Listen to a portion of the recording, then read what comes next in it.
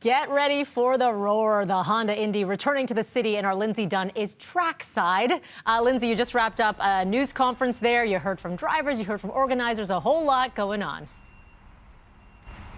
Yeah, there's so much excitement surrounding this weekend, and there's a lot of new moments that will be happening over the three-day festivals, including it has a new name. It is officially called the Ontario Honda Dealers Indy, which I know so many of us call it just the Honda Indy, but it has a new name. Also, for the first time, many of the drivers will be going around the track using hybrid vehicles, and earlier today they also revealed new trophies that will be handed out throughout the weekend.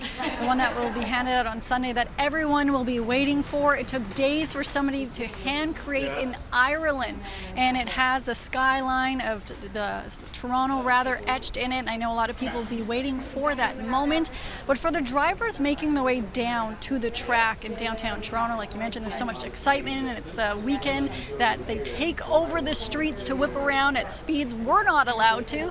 They had the pure Toronto experience. They all got caught in traffic, some of them even missing the press conference, and here's how another one got to their media availability. I'm just super happy to be here in Toronto. I got stuck in traffic as well, so actually rented a bike to get here in time, and then ran the rest of the way.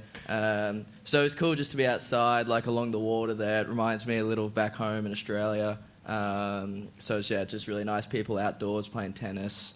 And there's Smarties here, so at that hotel we got Smarties, so I feel right at home.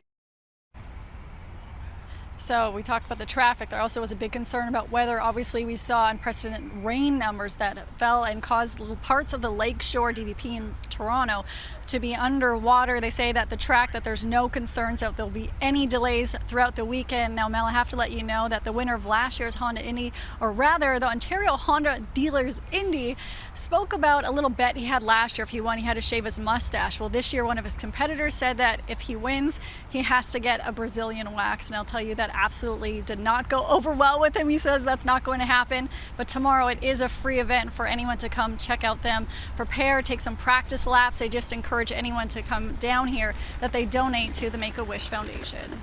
Very good, of course. Yes, Fan Friday. That Brazilian wax bet, yeah, I don't think that's going to go over well. Ouch. All right, our Lindsay Dunn, trackside. Thanks, Linz. Anytime.